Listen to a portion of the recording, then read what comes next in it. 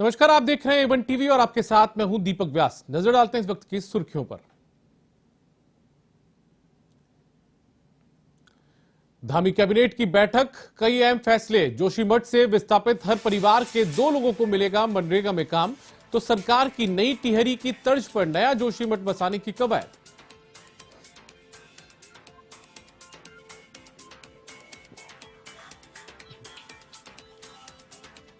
धामी के निर्देश के बाद जोशीमठ जिला प्रशासन की कवायद तेज। भवन मालिकों को 1.5 लाख की अंतरिम सहायता वितरित। तो 2 होटलों के ध्वस्तीकरण का काम जारी। 1 सप्ताह तक चलेगी कार्रवाई।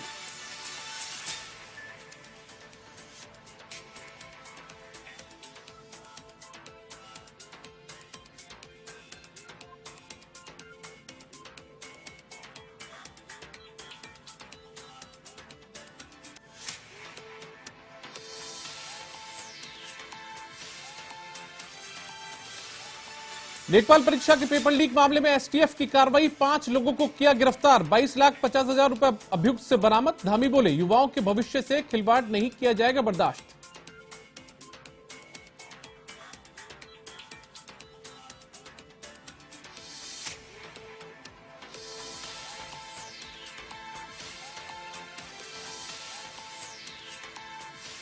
उत्तराखंड पुलिस का धरपकड़ अभियान। काशीपुर में चोरी की योजना बनाते 4 लोगों को किया गिरफ्तार। आरोपियों से चाकू बरामद। पूछताछ में जुटी पुलिस।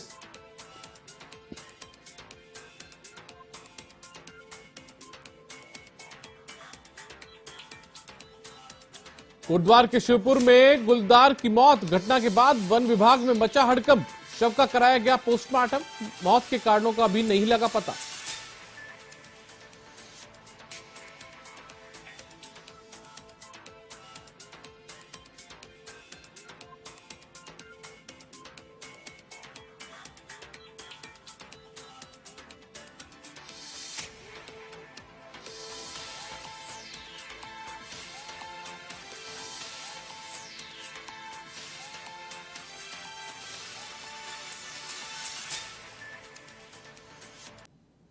और अब डालते हैं A1 उत्तराखंड में खबरों पर विस्तार से नजर। जोशीमठ में आपदा प्रभावितों के पुनर्वास और राहत पैकेज को लेकर मंत्रिमंडल की बैठक में कई फैसले लिए गए हैं। विशेष कैबिनेट बैठक में जोशीमठ के भविष्य को लेकर रोडमैप जारी किया गया। बता दें कि सरकार की कवायद नई टिहरी की तर्ज पर नया जोशीमठ बसाने की है। वहीं बैठक में कई फैसले लिए गए, जिसमें 45 करोड़ रुपए की आर्थिक सहायता को कैबिनेट ने जारी करने की मंजूरी दी है और 5 जगहों को पुनर्वास के लिए कैबिनेट ने चिन्हित किया है। 4,000 की जगह प्रभावित परिवारों के लिए किराए की दर अब 5,000 की गई है।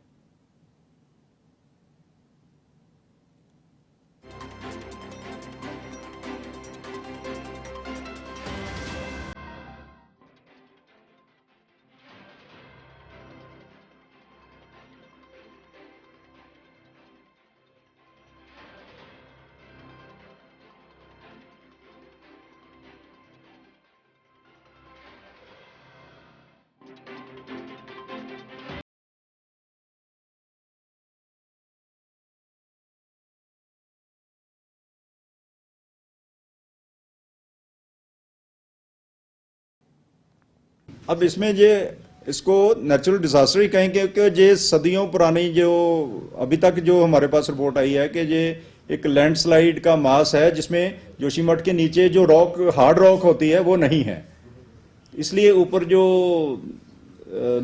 मास है जिसके ऊपर घर वगैरह बने हैं वो थोड़ा लूज है।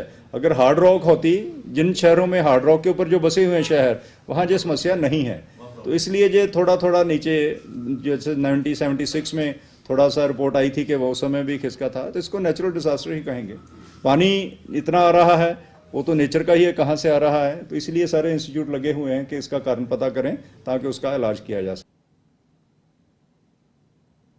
अब ये था कि कई लोग जो विस्थापित हो रहे हैं उनके बिजली बिल आते हैं, तो बिजली और पानी के बिल नवंबर माह से 6 महीने तक के लिए माफ कर दिया गया।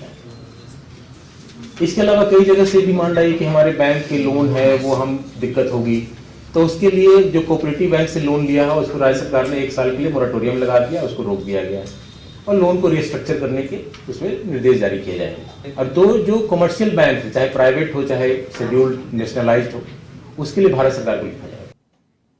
जोशीमठ बूथ धसाव को लेकर मुख्यमंत्री पुष्कर सिंह धामी का बयान सामने आया है। उन्होंने कहा कि जोशीमठ में फिलहाल किसी भी घरों को तोड़ा नहीं जा रहा है और जो प्रभावित क्षेत्र है और ज्यादा प्रभावित लोगों को उन्हें उस क्षेत्र में शिफ्ट कर रहे हैं और करीब 90 के आसपास परिवारों को शिफ्ट किया जा चुका है। लोगों को अंतरिम राहत के रूप में 1.5 लाख रुपए की राशि देना शुरू कर दिया गया है।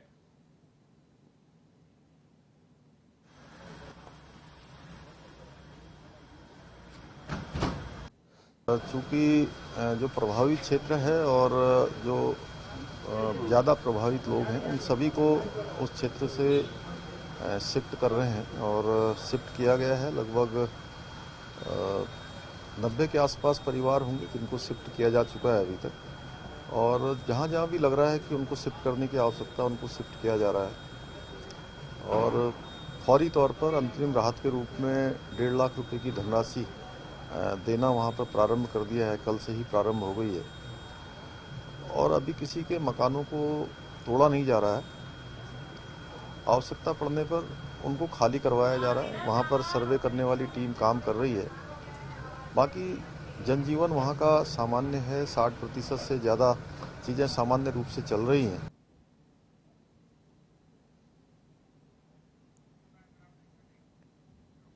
उत्तराखंड के सीएम पुष्कर सिंह धामी से मुख्यमंत्री आवास पर एमपी की पूर्व सीएम उमा भारती ने मुलाकात की और जोशीमठ के भू धसाव क्षेत्र में प्रभावित परिवारों की सुरक्षा और सरकार के राहत कार्यों को लेकर चर्चा की। सीएम धामी ने कहा कि जोशीमठ के भू धसाव क्षेत्र में प्रभावित परिवारों को अंतरिम पैकेज दिया जा रहा है। ऐसे में अंतरिम पैकेज और पुनर्वास की दर निर्धारण को लेकर कमेटी का गठन किया गया है। ऐसे में प्रभावित हितधारकों के हितों का पूरा ध्यान रखते हुए मुआवजा दिया जाएगा।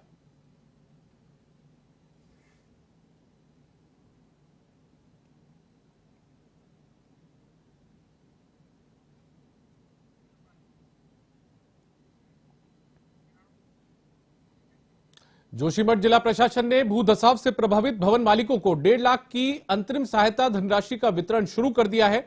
गढ़वाल आयुक्त सुशील कुमार, आईजी करण सिंह नगलियाल, जिलाधिकारी हिमांशु खुराना ने प्रभावित लोगों को राहत चेक वितरित किए। प्रभावित परिवारों को 1.5 लाख की अंतरिम सहायता में से 1 लाख पुनर्वास के तहत क्षतिग्रस्त हुए भवन मालिकों को अग्रिम दी जा रही है, जिसे फाइनल पैकेज में सम्मिलित किया जाएगा, जबकि 50,000 तत्कालिक रूप से घर शिफ्ट करने के लिए दिए गए हैं।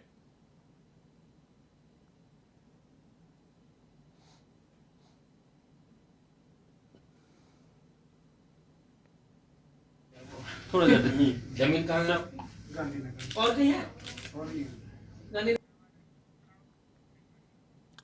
उत्तराखंड के रुड़की में आयोजित होने वाले सहस्त्र चंडी महायज्ञ में मुख्यमंत्री धामी समेत कई राजनेता शामिल होंगे। नेहरू स्टेडियम में 22 जनवरी को महायज्ञ का आयोजन किया जाएगा। इस महायज्ञ में देश के बड़े साधु संतों समेत प्रदेश के मुख्यमंत्री भी मौजूद रहेंगे।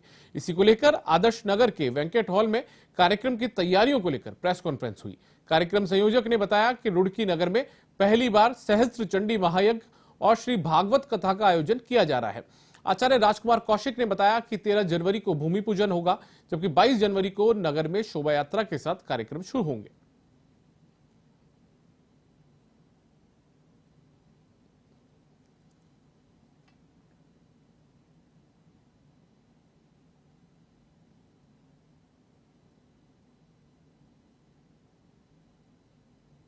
पूर्ण विस्तार से आपको विषय बतलाया है, विषय वस्तु के विषय में बतलाया है।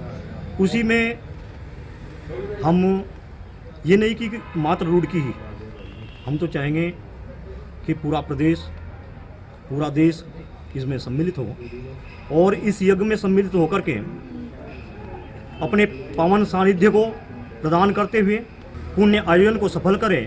और अधिक से अधिक मैं सभी नगरवासियों को, सभी प्रदेशवासियों को, सभी देशवासियों को आह्वाहित करता हूं कि अधिक से अधिक आकर के कथा का श्रवण करें, क्योंकि कहते हैं कि भगवान की कथा श्रवण करने से मनुष्य के जन्म जन्मांतर के पाप समाप्त हो जाते हैं और पुण्यों का उदय होता है।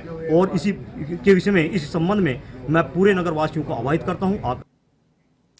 देहरादून के नेहरू कॉलोनी थाना पुलिस ने स्मैक तस्करी करते एक 19 साल की लड़की को गिरफ्तार किया है, जिसके पास से 101 ग्राम स्मैक बरामद हुई है, जिसकी अनुमानित कीमत 10 लाख रुपए बताई जा रही है। इस मामले में एसपी सिटी सरिता डोभाल ने बताया कि लड़की जसपुर की रहने वाली है और वह बरेली से स्मैक लाकर देहरादून में सप्लाई करती थी और इसी महीने वह 5वीं बार स्मैक लेकर देहरादून में सप्लाई करने आई है।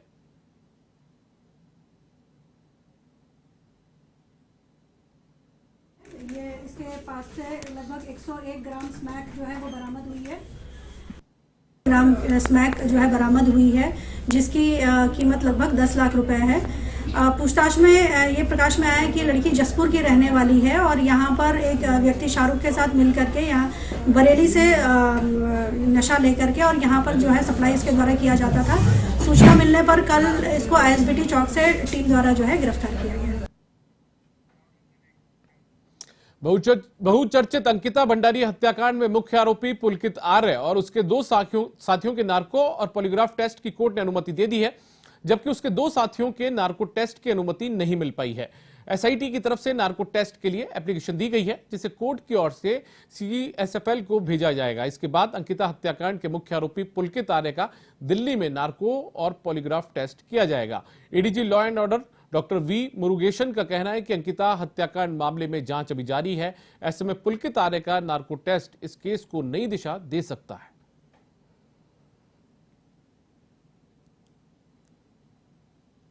और सीएफएसएल इस पे नार्को और पॉलीग्राफ टेस्ट करने वाले एजेंसी है जो फोरेंसिक लेबोरेटरीज है, उनसे संपर्क की गई है। उनका तरफ से ये बताया कि ये कोर्ट के ऑर्डर से होता है, तो आज कोर्ट में ऑर्डर के लिए एप्लीकेशन लग गया हमारे तरफ से। जैसे कोर्ट का ऑर्डर जाएगी वहां पे सीएफएसएल पे, और सीएफएसएल अपना जो स्लॉट देखते हुए वो टाइम देंगे, फिर उसके बाद ये दोनों टेस्ट होगा जो हमारे एक अक्यूज्ड जिन्होंने सामने दिया उनके। ये बहुत महत्वपूर्ण है हमारे लिए कि उस पर कई सारा सवाल रहेंगे हमारे लिए। खबर उत्तराखंड के ऋषिकेश से है, जहां एसपी देहात कमलेश उपाध्याय ने कोतवाली पुलिस की लंबित विवेचनाओं के संबंध में समीक्षा बैठक की। ऐसे लंबित मामलों को देखते हुए नाराजगी जताते हुए दारोगाओं को फटकार लगाई गई। साथ ही समय सीमा निर्धारित करते हुए जल्द से जल्द विवेचनाओं को पूर्ण करने के निर्देश दिए। साथ ही समय सीमा में लंबित विवेचनाएं पूरी नहीं करने पर विभागीय कार्रवाई के निर्देश दिए।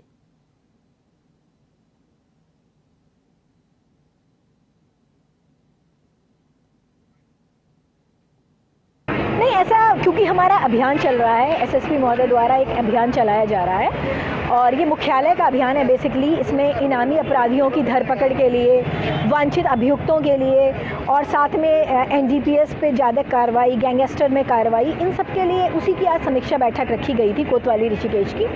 तो मुझे लगा कि जहाँ जहाँ जिन जिन पॉइंट्स पे कार्रवाई उतनी जितनी होनी चाहिए थी वो नहीं हुई है, उस विषय में इन लोगों को बताया गया है। इनको एक टाइम फ्रेम भी दिया गया है ताकि ये कार्रवाई कर सकें और बाकी इनको निर्देशित भी किया गया है। जो कमियां आ रही थी उनको हमने निराकरण के लिए भी हमने काफ़ी पॉइंट्स बताए हैं। खबर उत्तराखंड के काशीपुर से है, जहां सड़क सुरक्षा सप्ताह के तहत अपर पुलिस अधीक्षक अभय प्रताप सिंह ने सीनियर सीओ और पुलिस क्षेत्राधिकारी की बैठक ली, जिसमें यातायात नियमों को लेकर जागरूकता रैली का संदेश दिया।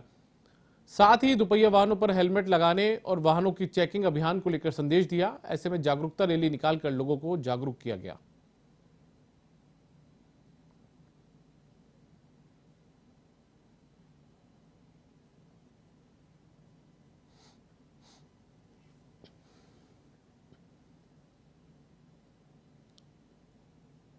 में हमारे जो सीनियर सिटीजन लोग हैं इनकी भी बैठकें होती रहती है। तो जो हमारे सीनियर सिटीजन हैं, चूँकि भिन्न भिन्न क्षेत्रों में इन्होंने काम किया है, सरकारी, गैर सरकारी या सामाजिक जीवन में, तो एक उम्मीद रहती है कि आप लोग किसी चीज़ को अगर हमारे साथ डिस्कस करते हैं तो अब उनके अनुभवों का लाभ भी हमें उसमें मिलता है। सिटीजन द्वारा एक रैली निकालकर जनता और बच्चों को अवगत कराया पड़ेगा कि सड़क पर वाहन चलाते समय हेलमेट का प्रयोग करें, तेज़ गति से गाड़ी न चलाएं, दो पहिया वाहन पर दो लोग बैठें, हेलमेट का प्रयोग करें और गाड़ी मोड़ते समय अपने हाथ से या डिपर से उसको इशारा दें। दिल्ली से मुनिकिरेती पहुंचे एक पर्यटक के लिए पुलिस के जवान देवदूत बन गए। पुलिस के जवानों ने गंगा के टापू पर फंसे पर्यटक को सकुशल बाहर निकाल लिया। वहीं जान बचाए जाने पर पर्यटक ने पुलिस का आभार व्यक्त किया। बता दें कि जानकी पुल के पास गंगा में बने टापू पर एक पर्यटक के चीखने चिल्लाने की आवाज लोगों को सुनाई दी। वहीं गौर से सुनने पर पर्यटक जान बचाने के लिए मदद की गुहार लगाता दिखाई दिया। इधर घटना की सूचना पाकर जल पुलिस मौके पर पहुंची और राफ्ट की मदद से युवक को सकुशल बाहर निकाला गया।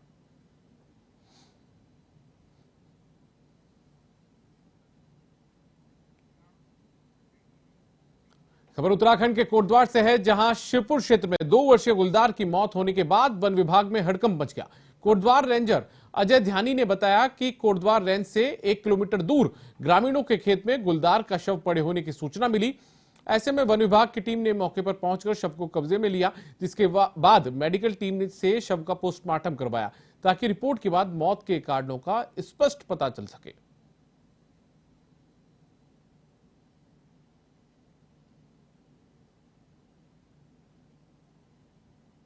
हमारा डिग्री कॉलेज का पुल के आगे और वहाँ पे जंगले बराबर में एक खेत है आंवला अमरूद का, शेखर जोशी नाम उनका, तो उसमें ये पड़ाव मिला हमें। तो बिल्कुल ताज़ा ही है, लगभग उम्र इसकी 1 से 1.5 से 2 वर्ष होगी ज़्यादा, और फीमेल है। तो किसके द्वारा? वही शेखर जोशी के जो बगीचे में जिनका ये पड़ा हुआ था, उनको उनके द्वारा हमें सूचना दी कि ऐसी बात हुई। फिर हम मौके पर गए, उसे यहाँ लिया रेंज ऑफिस में, डॉक्टर बुला दिए, डॉक्टर टीम से इसका पोस्टमार्टम किया जा रहा है, फिर पंचनामा करके इसको। उत्तराखंड के काशीपुर में वरिष्ठ पुलिस अधीक्षक मंजुनाथ टीसी के निर्देश पर आपराधिक प्रवृत्ति के लोगों की धरपकड़ के लिए अभियान चलाया गया है। इसी के तहत कटोराताल चौकी इंचार्ज नवीन बुधनी के नेतृत्व में टीम का गठन किया गया। वहीं चोरी की योजना बनाते 4 लोगों को पुलिस ने गिरफ्तार किया। इस दौरान पुलिस ने आरोपियों से 4 चाकू बरामद किए। फिलहाल पुलिस आरोपियों से पूछताछ में जुटी है।